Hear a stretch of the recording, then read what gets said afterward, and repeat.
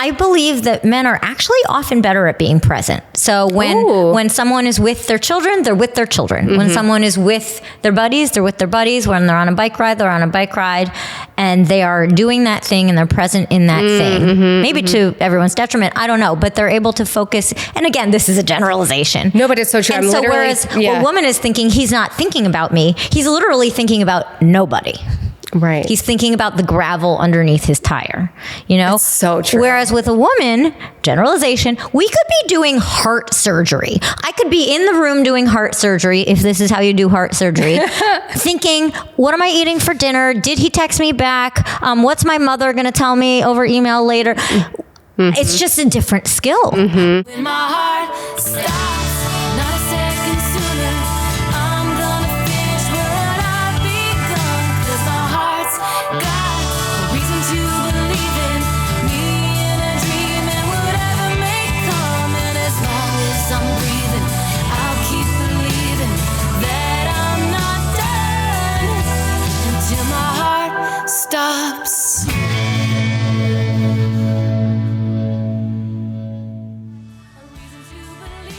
Finding your calm just got a whole lot simpler thanks to Reflect. This little device helps you tune into your body and regulate stress in real time. Whether you're new to mindfulness or just need a tool to stay grounded throughout the day, Reflect makes it easy and accessible. I've been really impressed by how much more connected and calm I feel using it. If you want to check out Reflect, you can use my code QTC15 for 15% off your first order at meetreflect.com. That's QTC15 at checkout. Definitely worth checking out if you're looking to feel more calm and more centered. Welcome back to this episode of Quiet the Clock. We are so excited for our next guest, Erika Ettin, known as A Little Nudge on social media, dating expert and coach. We have lots of questions for you today. I was holding my tongue because we were talking off camera. I'm like, I have this question, I have that question. I want to save everything for here. But welcome to Quiet the Clock. Thank you so much for being here. Yeah, I've been so excited. Oh, we can't wait. Everyone in this room can't wait for this conversation. So before we jump in, well, I was sharing to you this off camera, how much I love your work. I have been following you. Thank you. As a therapist, I love your work. As a person thinking about the old version of myself when I was single, I was like, where was this account when I was single? Yep. I love how much you just support people in, it almost feels like you're helping them kind of get out of their own way or just see another perspective. And I know for me, when I was dating and single, like the texting anxiety was so huge of like, what do I say? How do we respond? And for me, that really got in the way of me being successful in dating. So what I've seen through your content is you really kind of help people get out of their own way and respond in a way that feels more authentic, true, transparent. So I just want to commend you for that before we jump in. Especially, that means a lot to me, especially since you are a therapist. The biggest compliment I get is when a client says to me, oh, my therapist said the same thing. That means so much to me. One, that they're getting the message twice, but two, that I'm in line with a therapist, with a professional in the field, and that just makes me really happy. Yeah, I mean, what I see from your content too is I feel like you're really trying to keep people connected to what they actually want, and I feel like we get so lost sometimes because we get anxious and we overthink and we want to make a good impression. And there were many posts where you were like, I don't think that's really what you want. Should we really move forward with this? So I think that's so valuable. So sometimes we need that external accountability or that voice to remind us. Thank you. But I would love to know how you got into this work. Sure. So it's 2025 now. So I was a really early adopter of online dating. Really early, like 2001. Okay. Nobody did online dating in 2001, but I was just what was available in terms of online dating and Match.com. Like eHarmony. eHarmony. At the time, I did JDate. To meet someone Jewish. So not much. Yeah. But I was just like, what did I know? I'm like, this seems cool. So I started doing it just by myself and meeting interesting people. Of course, everyone in my life was terrified that, I'd meet a killer or a stalker. But you think about that at that time, like it's very new. We didn't even have cell phones yet. Right. So where was I going? So I did it on and off for a number of years. And then I studied economics. So my background is actually in economics and business. And so I started a spreadsheet of my own online dating Oh, experience. interesting. And initially the spreadsheet was so I didn't accidentally write to the same person twice. Because before we used our names, like Erika Beth, we used usernames. Right. Oh my gosh, So right. it was like, Pizza Gal New York or, Right. Whatever. So you don't want to write to the same person twice. So I was tracking, like I wrote to this person, cross-reference, And then because I'm a nerd, I started tracking my own statistics, basically. So I said, what's my response rate? If I write to someone, what's the probability this person writes back to me? And then I took it a step further. Okay, what's my conversion rate? If they write back, are we going on a date? And I made little tweaks like changing the length of the profile, changing my pictures, changing the number of pictures, changing the messaging to see what worked and what didn't. Interesting. I increased those response rates, the conversion rate. Then my friends were like, what are you doing that I'm not? So I started writing their profiles and helping them. I also worked in finance at the time and was bored. I was sitting, you've met me now for 10 minutes? I can't sit in a cubicle. Please. Oh, I did that too. I was in finance for 2 years. I cried every day. I was like, no, I can't. Exactly. I always said I was going to jump out a window, and it was a joke because I was in the basement with no windows. Anyway, so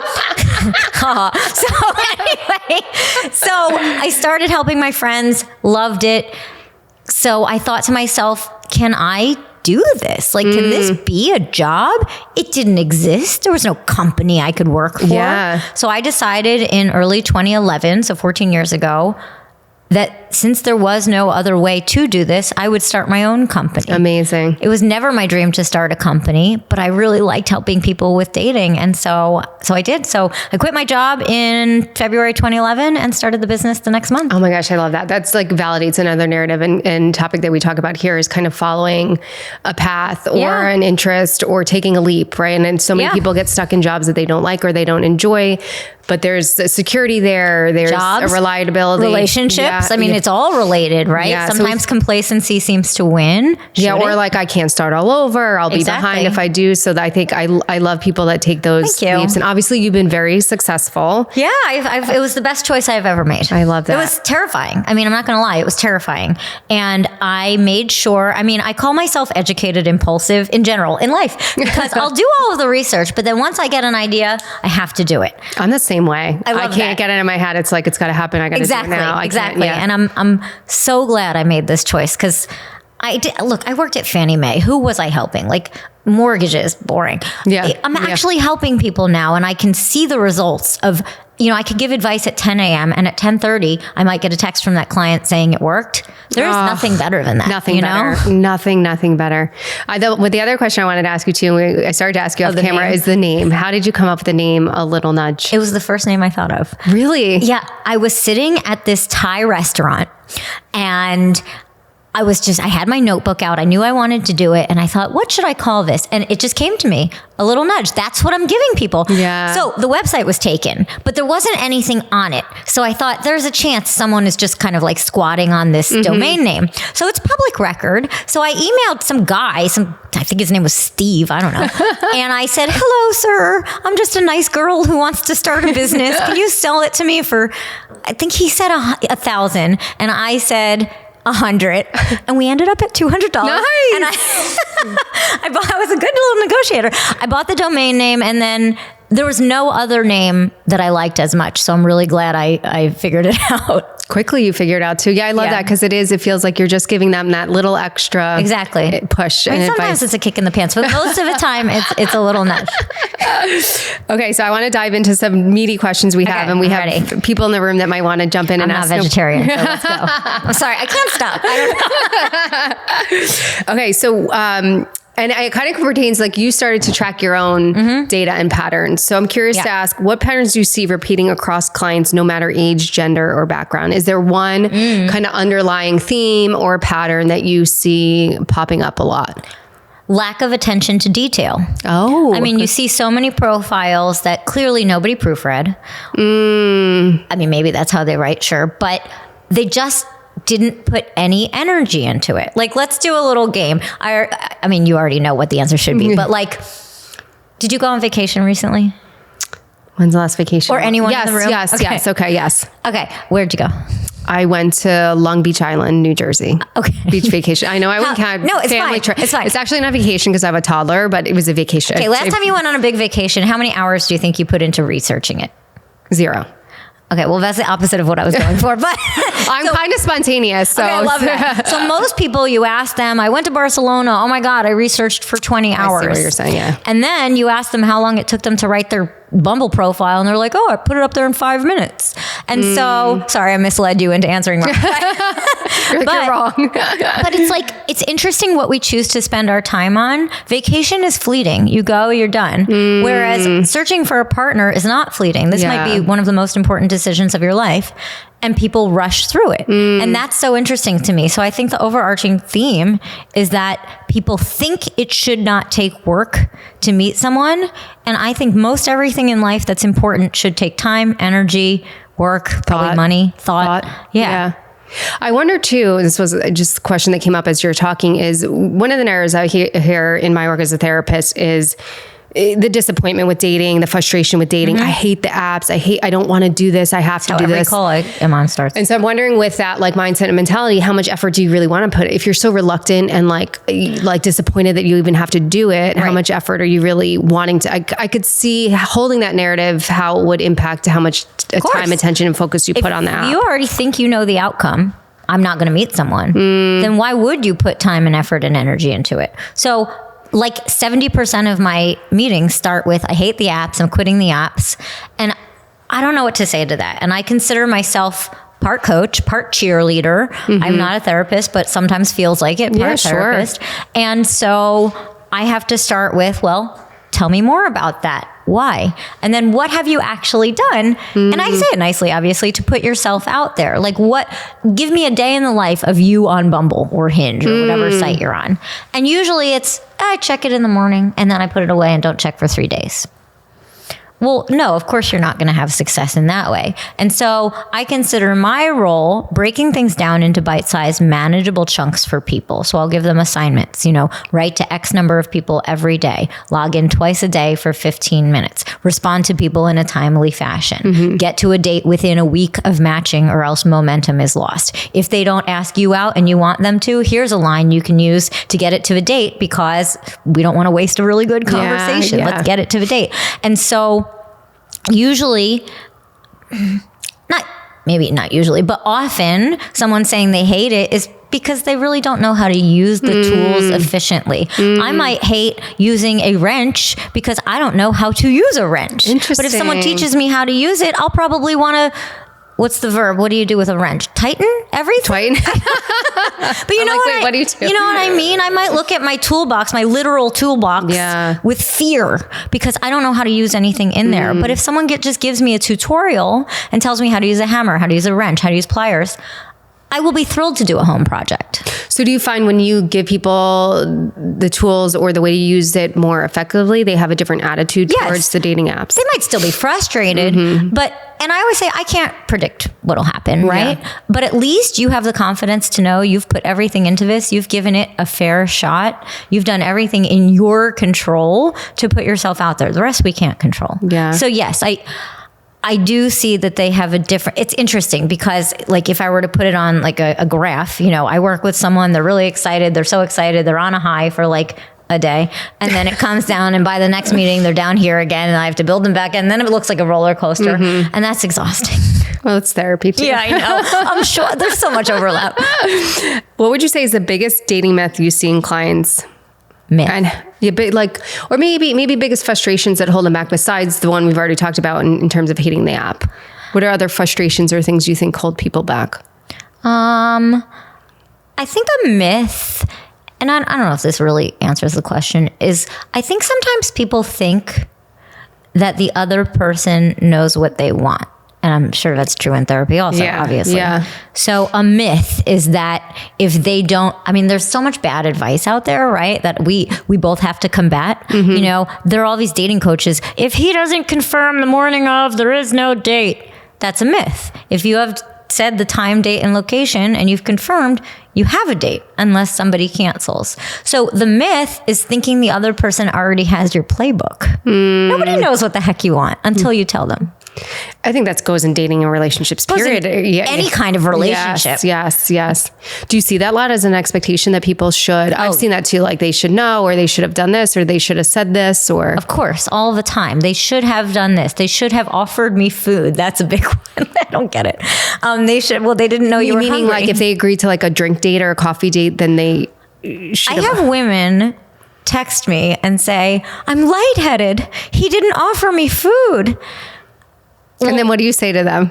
Why didn't you say I'm hungry? I'm going to order food. And I'm trying to make fun of anyone, but it's like sometimes when we're in a dating situation, it's like all common sense goes out the window. Yeah. And this is a situation where they think the other person knows what to do, but the other person is running around clueless too. And so nobody knows. So that's it. That's my feeling too. It's like, I think because there's a lack of transparency, communication, we talked a lot about vulnerability earlier, which will be a question we'll get to, is that I'm like, everyone's just missing the mark because no one's saying anything. Like you have all these people just like confused and unsure. And because exactly. Exactly. And this goes to friendships. I mean, sometimes I talk about my own friendships. I only have very reliable people in my life. And that's because I'm not trained, I don't train people. I have expressed to people the kind of expectations I have in terms of scheduling and planning our outings. And it's funny. So my biggest pet peeve, which many people know, is, are we still on? Like, no, I loved that you did not confirm with me. It's in my calendar. We're clearly on, right? So if you have a date, I would so much rather you give the confident confirmation of looking forward to seeing you later. Oh, I love that twist. Yeah. Let somebody cancel if they're going to, but that positive confidence goes a long way. The are we still on almost gives someone an out. And so one of my friends, Zach, he and I probably have dinner once a month. He has found new ways to annoy me in the best way. So it started with, are we still on? Just in the morning. And then it just became an emoji. And now he comes up with creative ways to say, are we still on, all the time? And it cracks me up because that is a pet peeve of mine.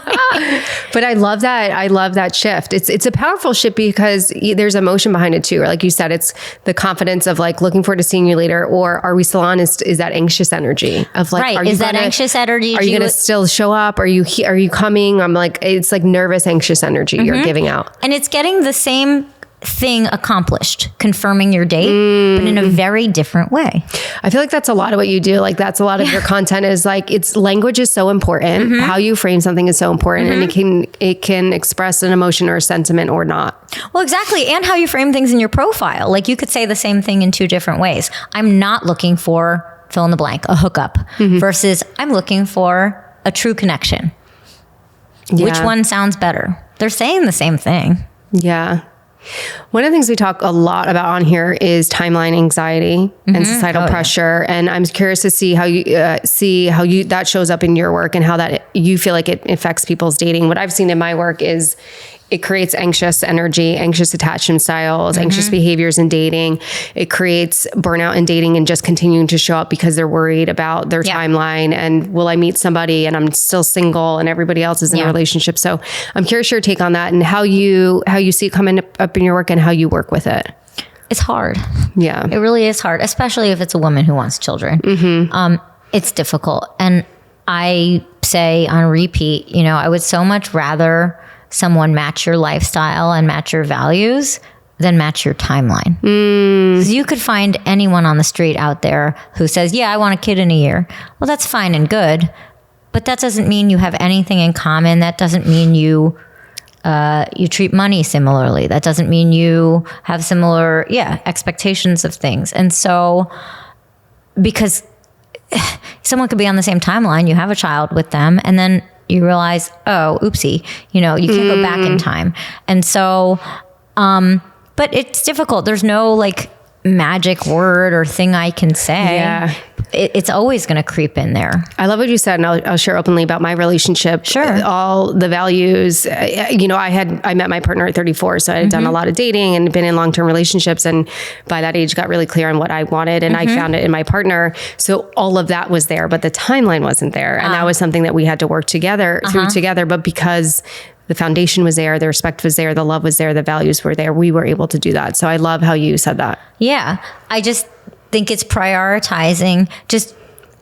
I guess having trust in yourself and having trust that if you take a step back and look for the things that truly will make you happy, you'll figure out the timeline, even if it looks different than you wanted. Well, most time it does. It always does. It always does. Does anyone's life go exactly as they planned? No. No. Mine certainly has not. Nobody's and has. continues to not. Yeah. And it's better for that. And it unfolds in the best way, Exactly. the best way possible. What are ways you see people self-sabotage in dating? Maybe sometimes without realizing it. Oh God. I mean, okay. If I could use an example that I posted 2 days ago, which you may have seen. It was a woman who, so I don't know if you answer DMs. I do. I do. I do.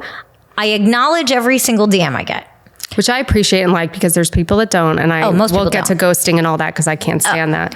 90% of the time, if they're asking a question, especially a long-winded one, I refer them to just book a coaching call. Yeah. 10% of the time, if I think it's applicable to other people, I'll answer and say, I'm going to post this, just FYI. So I did that the other day, and a woman had gone on one date with someone, and he texted her after, had a good time. She wrote, me too, hope to do it again. Oh, I did see this. Yeah. Yes. And he wrote, yes, I would love to do it again. I'm traveling for work for a week, and then I'm doing a charity bike ride for 9 days. So I'll get back to you after, I think it was whatever date it was. 21st. Yeah, I know. I read it. I know what date it was, but sorry, I didn't know when. No, not you. I didn't know when this would air. So. Okay. I'm like, did I just give it all away? No, you're perfect. The 21st, exactly. I didn't know what date this was. No, you're great. So she writes to me and says, What would you do? Is this just him saying he's not into me? Is he blowing me off? And my read was, it's the opposite. He's actually managing your expectations so well to know why he won't be contacting you for the next 3 weeks. Yeah. But only time will tell. If he does, in fact, reach out after the 21st. then we know if he's truly interested. That was my response. I was expecting her to say, okay, cool, thanks. What did she say? I didn't see what she said. Did you post what she said? I said, or maybe he is blowing you off. I really have no idea. Yeah. We'll just see. She wrote, does that mean he's not interested in me? Like, she doubled down because she had this belief in her head that's self-sabotage. Yeah. So I said, whatever I said, I don't think so. But again, only time will tell. I do love that you don't have to message each other for 3 weeks because that'll only derail things anyway. And then I thought that was a satisfying answer. Yeah. And then she wrote, is this just he's just not that into you situation? Oh my gosh. And at this point, I'm like breathing heavily. And I want to be nice, but I don't know this person. She's a stranger to me who's asking me for free advice.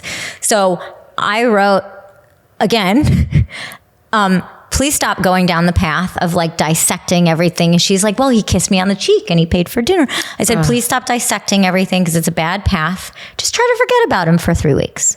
Yeah, go live your life. And then she said, so he's blowing me off. It didn't stop. And finally I said directly, but I thought still nicely enough, please try to stop obsessing over someone you have met for just a couple hours.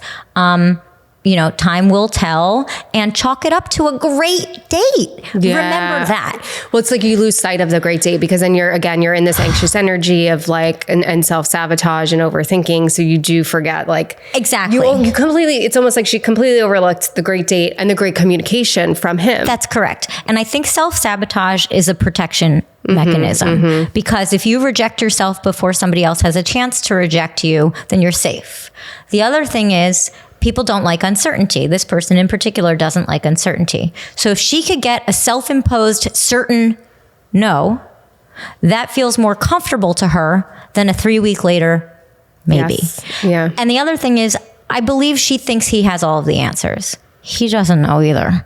Right. He might be going on the second date just to see how he feels too. And I believe she thinks he's withholding information from her when in reality, he doesn't have the answers either. Do you see that a lot? All the time. Yeah, all the time. And it's not limited to a certain gender. Both sides. Yeah. Oh, okay. That's so interesting. Yeah. So unfortunately, we will not be getting an update after the 21st because I'm sharing this with you guys and now everybody. She DM'd me after very angry. And Angry with you? Angry with me. She said that I was shaming her. What? There was no shaming. I even gave the courtesy of saying, I'm going to be posting this anonymously, which I don't even have to do. My DMs are not a safe space. You know, Yeah. you didn't hire me. Yeah. And I gave that courtesy. And she even said, okay, sounds good. Just delete my username.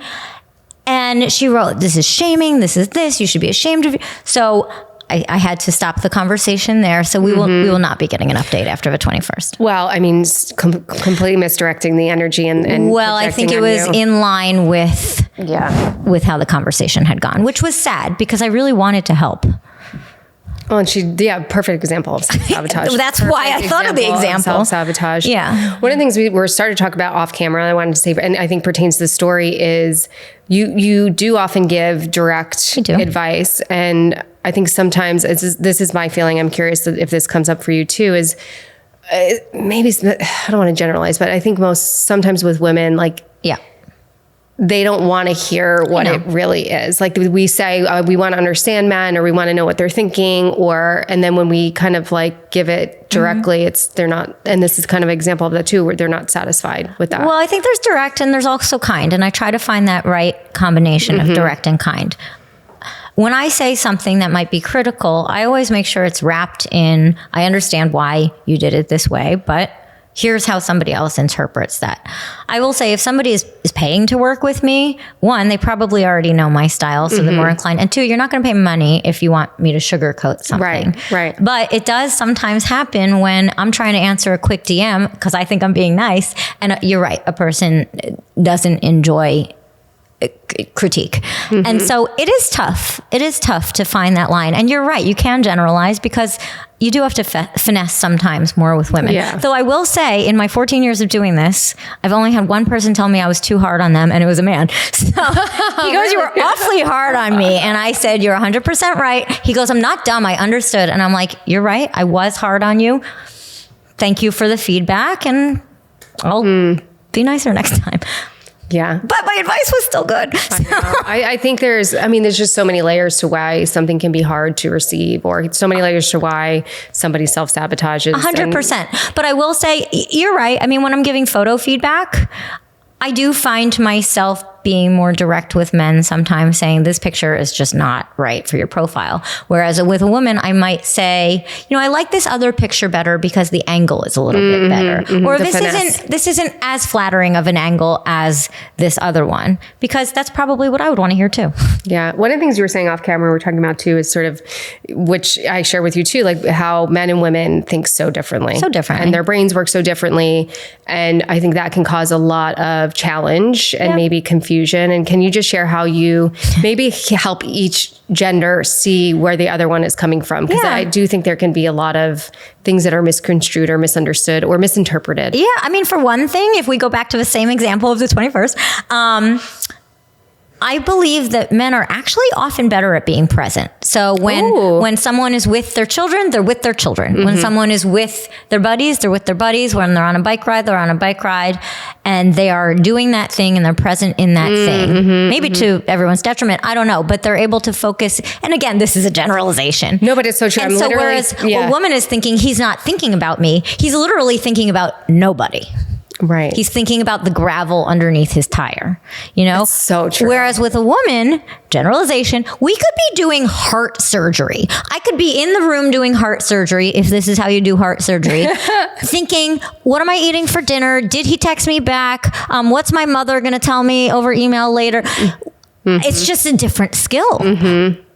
It's just a different skill. And we think that men have that same thing. They don't. They just Sorry, don't. guys. No, it's okay. Yeah. It's just totally different. So I often have to say, he's with his children this weekend. So him not reaching out is actually a good thing, because when he's with you, he is also fully present.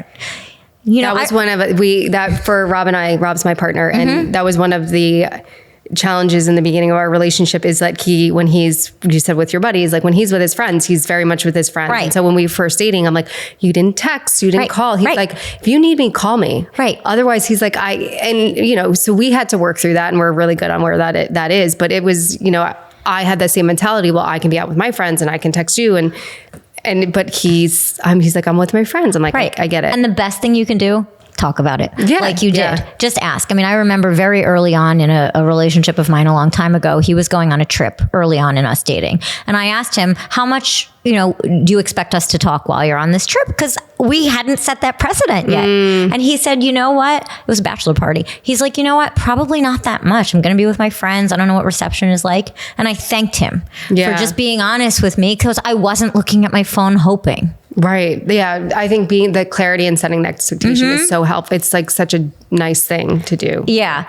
Pictures. I mean, I mentioned this a little bit before, and I hate to say this, but I often find myself telling women how a guy might see a certain picture. So like, for example, if there's anything phallic in it, even the nicest guys are gonna see it. That's just how it works. If there's any, like, I have a lot of male friends. I had one send me yesterday. He sent me a picture. He goes, do you want to see a really bad profile? Well, yeah, obviously I do. So he sent it to me and I glanced at it real fast. I was in the middle of, because we multitask. Yes. I was doing something else and I'm like, she looks cute. Like, what's the problem? And she was holding a pole and I thought, is that what we're getting at? It wasn't even. I didn't read the words on the sign on the pole, okay? It was a golf course.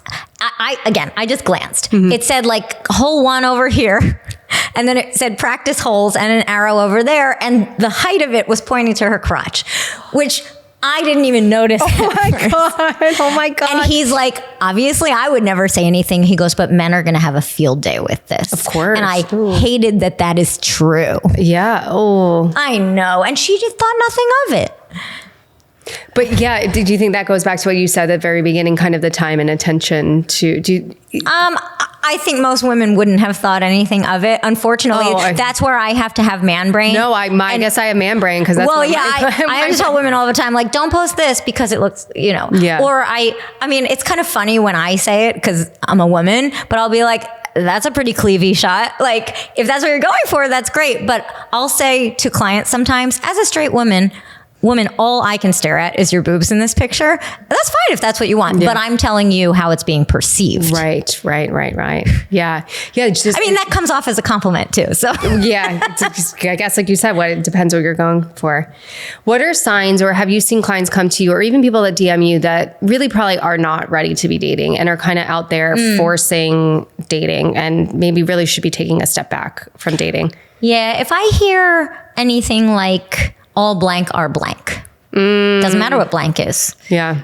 Then I know either that they're not ready to be dating or that it's not something I feel equipped to work with, because I can't change someone's mind. I can't change someone's attitude. I don't know if you ever let clients or patients go. I do. I try not to often.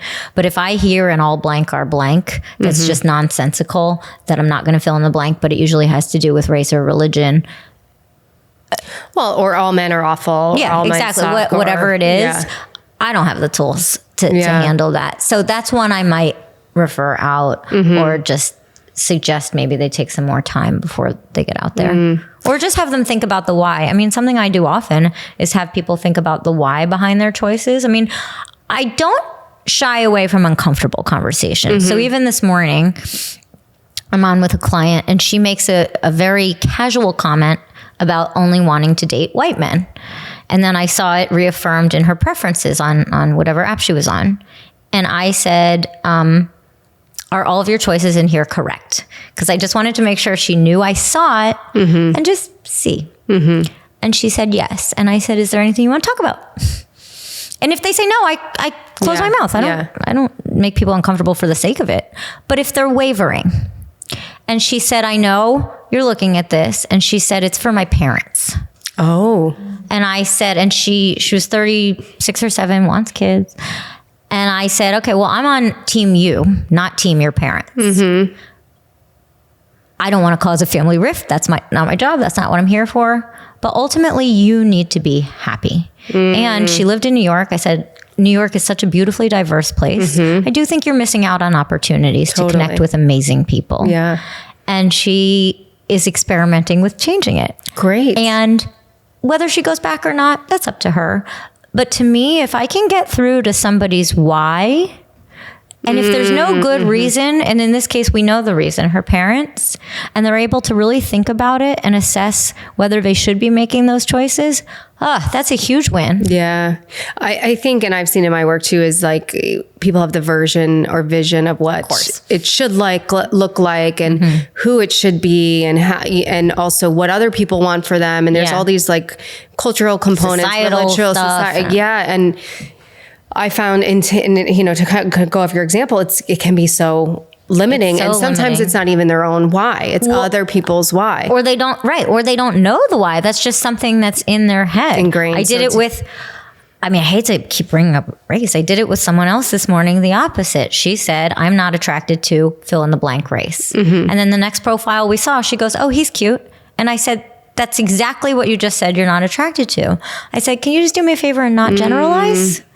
Yeah, I see that as such a barrier, is this limited perspective of, and if you just, and I'll own my own, and I was dating all emotionally unavailable people, and I dated these really outside of the box, like athletes, actors, businessmen, like, and then when I met Rob, he was this union guy, and I still had this in my head of it had to be this, and there was, patterns and things for me to work through to kind of understand that, but I labeled that as something that was like not. Isn't that interesting? Yeah. And 10 years later. And I think we all have preconceived notions. I don't begrudge people that. I think you see from how you grew up, you see from where you grew up, you see, societal stuff, outside judgment. There's so many factors. But when we really take a step back and think, what do I want? Yeah. That's when we get to like our actual I know there's so much, I always keep saying this now, like there's so much muck before we get to the actual want. Yeah. Okay, I want to jump a little bit to more like modern dating. And I've been out of the dating world for 10 years, but I know people and people in this room that are dating. So lots of questions here. I feel like dating can be a little mean with the ghosting. Oh, I know. The breadcrumbing. I hate that. Can we talk a little bit about that? Because I don't understand I don't like ghosting. I don't understand ghosting. And how do you coach clients with that? It's terrible. And there is no nice way to put it. Ghosting is horrible. I'm sure anyone watching knows what ghosting is, but it's basically just falling off the earth. What is I'm curious. What's your definition of ghosting? Okay, so we were talking about ghosting yesterday, and there were really great other ways we talked about that ghosting is a thing. Like, not double. You can't, like, being nervous to double text. You can't double text. That's the would like the rule, like people have these rules in your mind. Don't do that. Right, don't double text. Sure. Or you text somebody and they're not responding, but then you see them active on social media. Can feel like a form of ghosting. Okay. Do you have a pretty specific definition? Okay, let me hear yours. If you reach out, if you make yourself vulnerable to somebody, and by vulnerable, I mean you ask them a question that requires an answer. Meaning, do you want to go on another date with me? If you don't answer me, that's ghosting. Okay. If I just say hi to you and you say hi back, that's not ghosting. That's just mutual lack of interest or nothing. I don't see two people on an app. I don't call that ghosting if someone stops answering on an app. It's unkind, but I consider ghosting generally after you've met and when one person asks the other a question that does require an answer. Okay. And then obviously the further along you get in a relationship, the worse and worse it gets. I mean, it's pretty light if someone doesn't answer after a first date. It's still rude. Yeah. But how about after a month? How about after 2? It's horrible. It's just hard. How about after you sleep together? It's terrible. Terrible. And so there is no way to combat it. We can't change people as much as we want to. So what I can do with clients is help them understand that it didn't have to do with them. It is not personal. It is the other person's lack of both accountability and inability to communicate that made them do that. They have put in their mind that they're somehow sparing you, when in reality, they're just avoiding an uncomfortable conversation. So how do you get around it? If it's after one date, I'll tell a client, it's terrible, but you learned what you needed to know. Can you even imagine later if they felt uncomfortable? So great, dodged a bullet. If it's after a month, 2 months, 3 months, which sadly does happen, this advice isn't like controversial, but it's not advice that everybody gives. However, it is advice that I give. Sometimes you're sitting there stewing and you know this person's going to come back eventually. We'll talk about breadcrumbing in a minute. But You laugh because it's true. It is true. I tell my clients all the time, they're going to come back and they're like, no. And then they come back. So I like to nip that in the bud to essentially say, I noticed what you did. I didn't like it. You can't come back. So essentially I have someone say, hey, disappointed I didn't hear from you after what I considered 3 really great months of getting to know each other. You know, if you were no longer interested, I do wish you would have told me that, but this will be my last communication. Wish you the best. You can end on with your head held high, and you're basically saying, I noticed, I didn't like it. I'm better than that. Don't reach out to me again. Yeah. Some people will say, you got the message. You don't need any closure beyond that. I support and respect that too. But this is the advice that I give. And that closure is not for the other person's benefit. It's for you. And then delete the whole thing. Yeah. I love that advice. I think that does kind of get you own no closure. You have a little more control. Place of empowerment. Yeah. But no, there's no worse feeling than that. I think it just feels horrible in any sense. Friend, it's horrible. Business, podcast, whoever. It's terrible. I think it's bad. It's bad. Yeah. Let's talk the breadcrumbing. Yeah. Okay. So breadcrumbing, when someone just comes back a little at a time, they get you, ooh, they're back. Yeah. And then they disappear again. And then they come back at their whim and you keep accepting it. And it's like, well, taking something is better than taking nothing. You know, I'm a little hungry, so I'll eat this, but really I want a whole sandwich. My recommendation is not to entertain that. Easier said than done. Come on. Yeah. You have to be strong because you really like this person. You want them in your life in some capacity. No one is no one's perfect. You think I haven't done that? Anyone, I've done it. We've all entertained that. Yeah, Come on, we're human, yes, right? Yeah. This person, they have a hold on you. First, when their communication becomes more sporadic and more sparse, you can address it by saying, hey, I noticed a little change in our communication. Everything okay? Or anything going on I should know? Or how are you feeling about stuff? They have a chance there to either deny it, acknowledge it, or break up with you. Okay? They deny it. Or ghost you. Or ghost you. Then you have your answer. But if now they come back after a long period of time and you've made the empowered choice to say, this is not for me, you can say, I appreciate you thinking of me. I've really enjoyed everything. And for what it's worth, I'd want to date you. But since that's not the direction we're going and I'm looking for more consistency, I'm going to have to cut ties here. I just made up that language, but something perfect along those lines.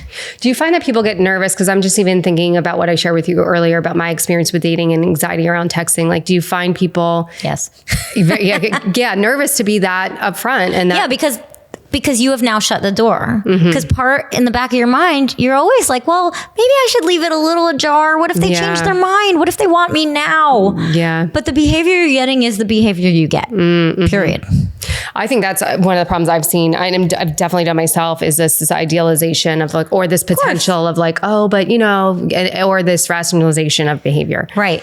Assume what you're getting is the real them. That's really great. Just like what we show is the real us. I mean, I might go back and kick myself for something I said, but the reality of it is I said it. Yeah. It was me. Yeah. Yeah. With the apps and sort of this, what seemingly like plethora of options, do you feel like it makes people less likely to commit, or the grass is always greener, or I could find something better? I think if someone is inclined to commit, they're going to commit regardless of how many options are out there.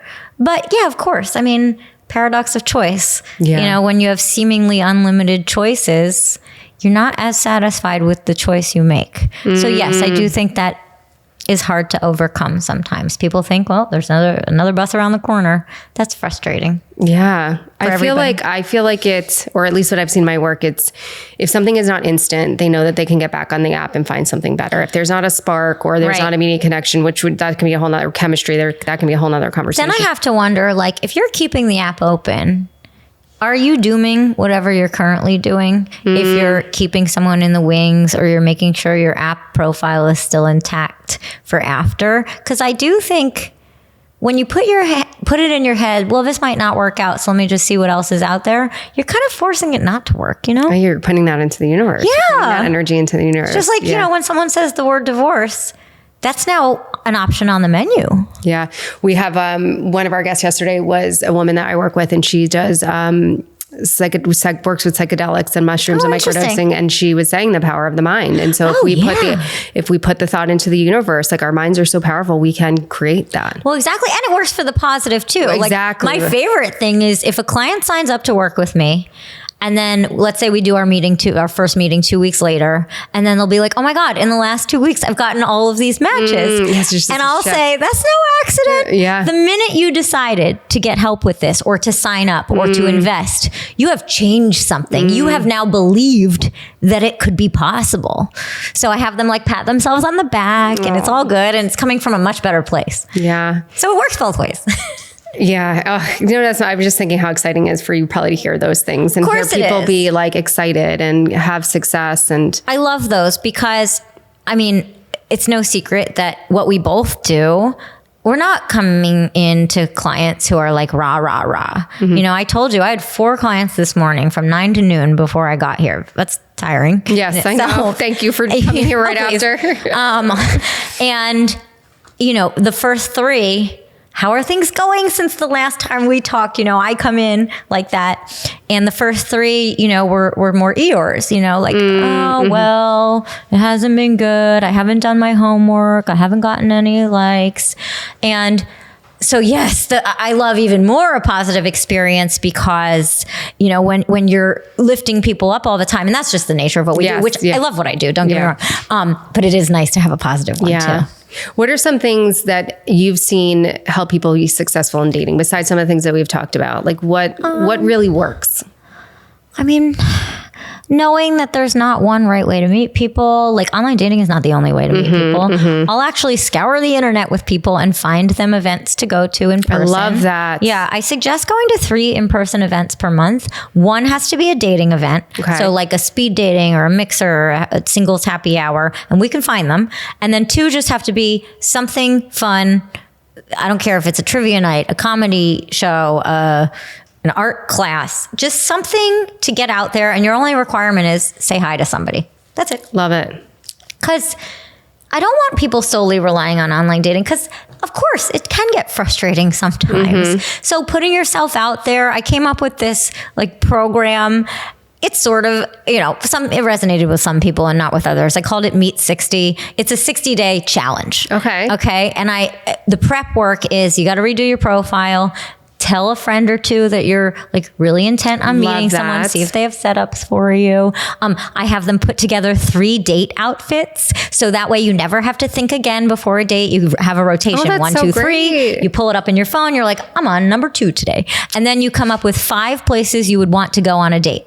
So like inevitably, I tell my clients that too. Inevitably someone will be like, I don't know your area. Can you help? So rather than feeling resentment, you say, actually, I've really been wanting to go to this place. Or I tell them to pick places they want to go anyway. Yeah, exactly. So it's a win-win, okay? Exactly. If the date's not great, at least you've checked out a place you've wanted to go. Exactly. So that's the prep work. Daily is log into the apps 15 minutes in the morning, 15 minutes in the evening, and do the work in there. Monthly or weekly is say hi to one new person. And if you're feeling bold, actually talk to them. Go outside with no headphones on and just like engage in the world. And it's really those little things that make those it little say things. Hi, take your headphones out. Exactly. Yes. And the last one is reach out to a friend or 2 who you haven't talked to in a while because it like makes you feel good. And then monthly 3 events and buy yourself flowers because it's nice. So I have like a little group and we're all on a WhatsApp now. And I have to tell you, people are really into it and they're taking pictures of their flowers. And one woman said that she gave a woman her number to give to her cousin. I'm like, this is amazing. I love that. I always tell my clients to take themselves out to dinner. Absolutely. Yeah. Without the phone. Right. Like bring a book, but make yourself open to or inviting to somebody. And I tell them if they think they're being judged for that, I always say when someone is judging you, because who's not judged? I like to think, and whether it's true or not, judgment or jealousy. If someone judges you for being out by yourself, is it really judgment or are they just jealous that they didn't have the courage to do that by themselves? One thing that the people in this room were talking about earlier, Hi, people. the people in the room, the amazing people in the room, 2 different topics we were talking about: intimidation. Okay. The idea that, and this has come up in other podcast episodes with other dating coach, or we had an author on, we talked about this, the idea that men are intimidated by successful women. Okay. I'm curious your thoughts on that, how you see that come up in your work. And the other is vulnerability. Do women actually want a vulnerable man? Yeah. So I'm curious your thought as experienced dating coach, your thoughts on those topics. I think some people will be intimidated. Sure. I really don't think you can be intimidating, but I do think somebody can be intimidated. However, did you watch that show on Netflix, Later Daters? I saw it pop up. I haven't watched it yet. Okay. There was one woman on there who was so scared of someone being intimidated by her that she kept leading with all of her accolades. And she was basically, she was basically forcing their hand.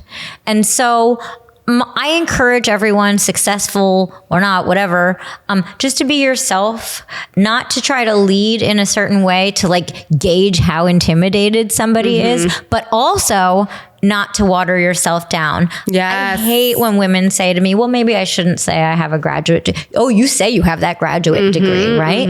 It's not going to be like, hey, my name's Erika and I have a graduate degree.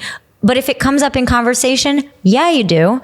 And so it's just, rather than trying to force somebody's hand to see how they react to you, trust me, you'll know how they react to you, right? So I wouldn't try to game it in any way. Don't water yourself down ever, but also don't come in with this, look at me, I'm so successful and empowered. Let's see how you handle it. I don't Just think be yourself. anyone likes that, period. Nobody It's likes that. arrogant. Exactly. Yeah. Exactly.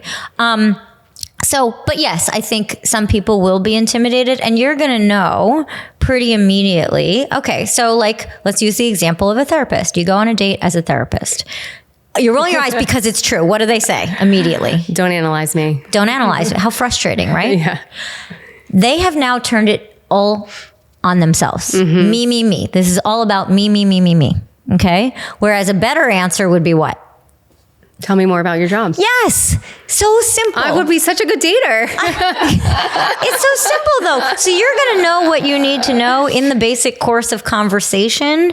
If they act, oh, you're intimidating me. Oh my God, you must be so smart. First of all, yeah, I am. But like, no, that you've made it about you and that shows that they're intimidated. But if they make it about, they've made it about themselves. If they make it about you, tell me more. That's really impressive. You must be helping a lot of people. That must be rewarding work. That's a better response. Yeah. And what do you think about vulnerability of women not wanting a man that's vulnerable or too vulnerable? It's so interesting because I don't know. I mean, it depends on the person because we all say, everybody says they want someone who's vulnerable. And then the minute a guy does something you don't deem, quote, not you, one doesn't deem, quote, manly enough. Yeah. It's like, oh, I got the ick. The ick. Oh my God, I hate that term. I hate it. Yeah. Like, People get the ick over the silliest what's things. the silliest one you've heard? Hands. Small hands. Oh my. Yeah. I had one, his pants were hemmed a little too short. Like, get over. It was probably the dry cleaner's fault. You know? My jeans are too short sometimes. So yeah, I hate the ick thing. I also think kind of like self-sabotage, that might be a protective thing. Totally. Yeah. I can't answer the question about vulnerable. I think that's a really good question. Yeah. I think it depends on the person and what kind of vulnerability they're showing. Yeah, we were talking about, what I was saying is, how are we conceptualizing vulnerability? If it's like weeping in the corner, Right. do we really want that? If it's complaining, someone brought up complaining, which I thought was really good. If it's like complaining when you can actually do something about it, maybe that's not as attractive. But I think vulnerability in terms of expression and connection and trust Right. and safety is totally attractive. I think so too. And I think as a society, and I think we're doing better, but I think there's a lot of room for growth. I think we need to redefine what masculine and feminine mean. Yes. Because if we as women, you and I are both women, if we as women want feminine to be all encompassing, it could mean us sitting here done up with our hair and nails. It could also mean us disgusting, sweaty, eating pickles. I don't know why I thought of that. Oh my God, but I love pickles. I love pickles. Thank you. Maybe I'm hungry. Maybe I need salt. But anyway, but it could mean anything. Our hair could be short. We could be in a stereotypically male dominated field, but we're still feminine. Whereas I think masculine needs to be more broadly defined too, because I think when people think of masculine, they think, okay, someone who takes charge, someone who doesn't cry, someone who is this big brawny. That's interesting. How about someone who also, who can be vulnerable? That's still manly. Or what did someone say to me the other day? She said, he's not manly. And I said, what do you mean? I made her define it. And it ended up, he just like said a thing. And I'm like, that has nothing to do with gender. I don't remember what it was. Yeah, these constructs are too limiting. Yeah, I think so. Yeah, I agree with that. That's interesting. Yeah, because I think there is a spectrum of femininity. We actually talked about that yesterday, but the construct for masculinity is very limiting. And that must be hard, because if you're not that box, then what? I'm not masculine enough? And that's tough. And I feel for shorter men in this way, because women can be quite critical. And I always say, they control their character. They do not control their height. And if someone is attributing masculinity to height, I just think that's so messed up. Yeah. I think the thing sometimes people prioritize in dating, again, is like what it should look like. Yeah. Is still limiting, right? It has to look, he has to look like this. He has to have this type of job. He has to have this type of money. Both ways. No, I know. I think it's a good question, and I don't have a great answer. Yeah. I didn't have a solid answer either. Yeah. I had thoughts around it. Worst piece of dating advice floating around the internet. Well, I told you the one I hate about if he doesn't confirm by this time. There's so much bad dating advice. I got to think about this one more. Okay, the confirmation thing. If he doesn't get, I'm saying he, because it's usually a woman who says, well, he didn't get back to me in X number of hours after our first date to ask me out again. He's gone. Yeah. And it's like these just... I don't like any arbitrary rules like that. I'm trying to think. What's the worst dating advice you've seen? Oh gosh, or anyone? I think what I've seen is if there's not a spark on the first date, don't do a second that's date. bad advice. Yeah, very bad. I always say, like, if he was nice enough or she was nice enough, like, try a second date. I totally agree. Keep going until there's no more question marks. Either you want to keep going, or you don't. That you're leading someone on if you're going on another date to see how you feel, that's bad advice. Yeah. Leading someone on is intentionally going and probably like taking free stuff. You deserve to get to feel it out more. Exactly. Yeah. And if you flip it on, the other way, if you're so worried, like, I think most people get worried that they're leading someone on because they don't want to hurt someone's feelings if they don't feel it. Like, let's say you and I go on a third date and I'm like, maybe I shouldn't go on this third date because what if I don't feel it after the third one? I'll hurt her feelings. Wouldn't it hurt your feelings more if I chose not to go on the third one for fear of hurting your feelings? Yeah, I think that's a narrative people like I think that narrative perpetuates bad behavior, like we said, ghosting but you deserve to feel it out. And if you communicate, it's like, I went on the third date to feel it out a little bit more, and I'm just not really feeling the connection. I think that's the most honest and kindest thing you two can do is to offer the honesty. Someone interviewed me about some weird dating advice I had never heard. Thank goodness. It was like, well, women now are going on dates without makeup to like test someone, and then gradually wearing more and more makeup. And then and I'm like, what is this game? Such a game. How about you just show up how you want to show up? Who cares? I feel like there's I feel like there's so many games. There's just so many other games. Bad advice. Now I'm like on a roll. Yeah, now you're like, no, I think other bad advice is like, you should ask on the first date what their red flags are. You should ask why they got divorced. You should ask. That's how about just see if you like talking? Because the rest is a moot point if you don't even like talking. So like, some people are they put the cart before the horse. They're so quick to like, do you want kids? Do you want this? Tell me how to do it. So when do you suggest someone say those things or express those things? They'll come out. They're going to come out. Yeah. Just naturally let it come out. Yeah.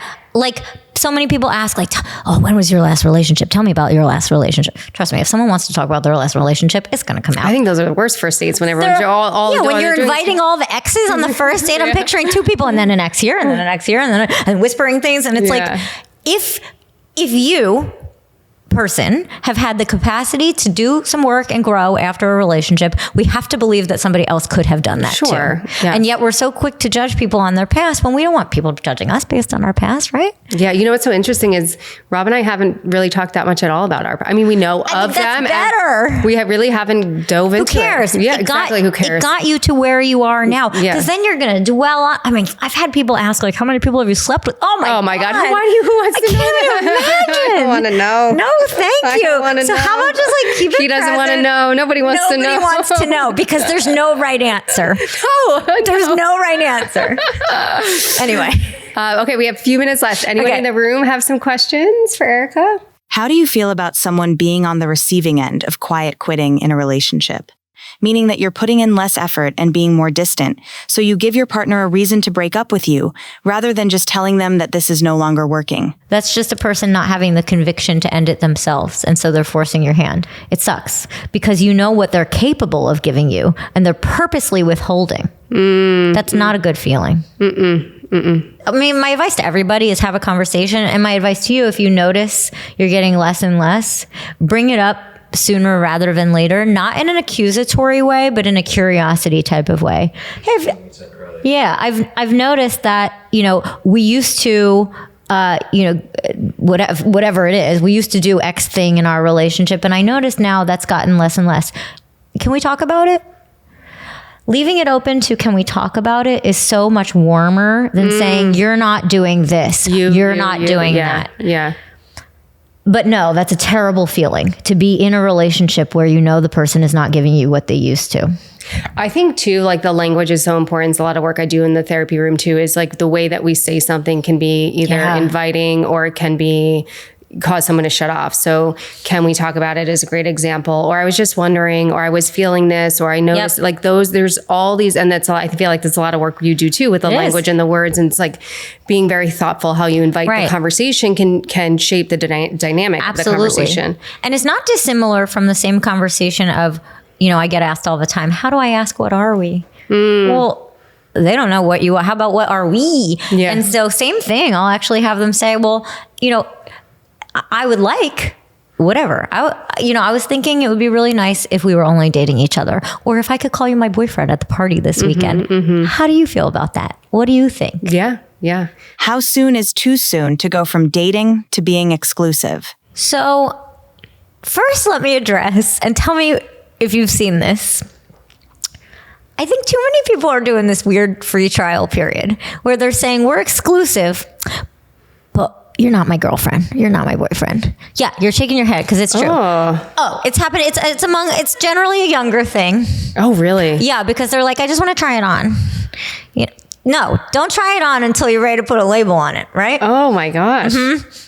So anyway, I just wanted to say that. So the point is, I would not become exclusive until one, you're comfortable putting a label on it. And basically you've experienced what you think you need to experience to know how the relationship will go.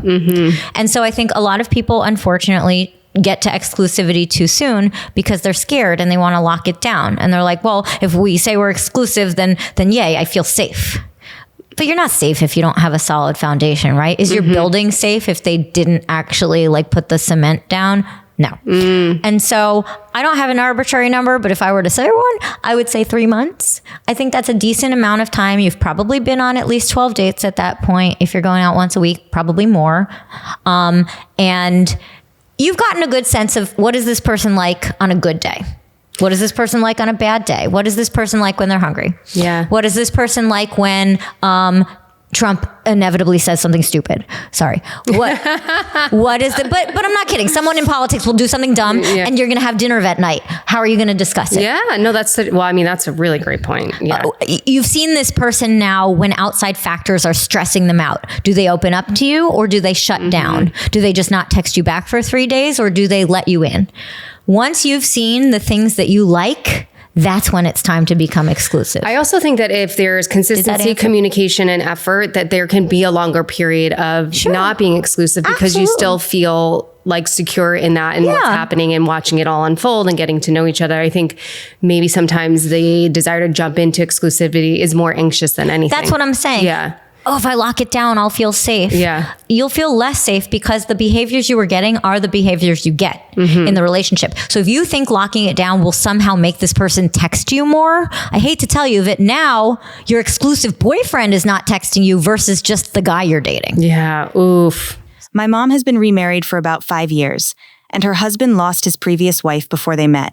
He brings her up often in stories and memories, and I can see it really hurts my mom, even though she knows those memories are meaningful to him. How can she gently express that it makes her feel uncomfortable? And how can he honor his late wife while still being fully present in his current relationship? Do you want to answer? Yeah, no, I think to your advice, I think it has to be a conversation because it's about how you feel about something. And it's, again, the language around it is really important. So you could say, hey, when you bring that up, it makes, I understand you have this past experience, you might miss her very much, but when you say those things, it makes me uncomfortable. And is there a way we can talk about it or find a way to communicate about this in a way that feels good for both of us? I don't think I have any different advice. I would have said it exactly the same. And that's tough because your mother doesn't want to disrespect the memory of her husband's late wife. And luckily they're good memories because usually the question is, my partner talks about his ex or her ex all the time. And it's like, that's tough too. And so, yeah, when you're coming at it from a place of when you ex, it makes me feel, I mean, you said it exactly how I would have. When you bring up whatever her name is, and you can say, I'm not competing and I never want to replace her. But it makes me feel, and put a word in there, an adjective in there. It makes me feel, maybe it's uncomfortable or it makes me feel like I'm competing. And that's the last thing I want. Detach from our connection. Yeah, that's a great I think you answered it. Or our presence in this moment, because you're taking me out of it now. It's Right. a jarring thing to hear after another person. Right. I mean, I'm sure we both work with clients who've lost spouses. And I did suggest to someone recently, he started dating again after he lost his wife. And I told him to buy all new bedding, buy all new stuff. And it was difficult. It was a difficult conversation. And it had never occurred to him because, again, men think differently. Right. And because he was seeing someone new, early days. And he told me a few things she said that it sounds like she was uncomfortable bringing up how uncomfortable she was. And I had to ask him, do you have a picture? He's the sweetest. I said, do you have a picture of Patty on your nightstand? And he said, yes. And I said, you have to put that in a very special place that's not with, you know. And he bought all new bedding. He sent me a picture. He's very proud of himself. But it is a conscious thing. And until someone, did you watch Shrinking? Loved Shrinking. Loved it. You know, when they say boop, you know, I mean, don't push anyone off a cliff, but if you watch, you know what I'm talking about. But sometimes you just have to boop it to change. If no one's ever said that to him before, he has no idea. And sometimes you just have to, I had no idea. Thank you for telling me. Yeah. I had a client too who was didn't lose his spouse, but it was a 9-year relationship that they shared a home with the ex, and then when the new girlfriend came in, he handled that in a very lovely way because she was very uncomfortable. So they bought some new things and they changed it around a bit. So I think everything can be a conversation. Everything can be a conversation. Well, Erika, thank you. We took more of your time. Oh, but that's okay. I'm having a great time. Thank you so much. We could do this another 2 hours. Let's do it again. Seriously, let's do it again. Everyone probably knows where they can find you, but tell everybody where they can find you. At a little nudge. My website, a little nudge. Instagram, at a little nudge.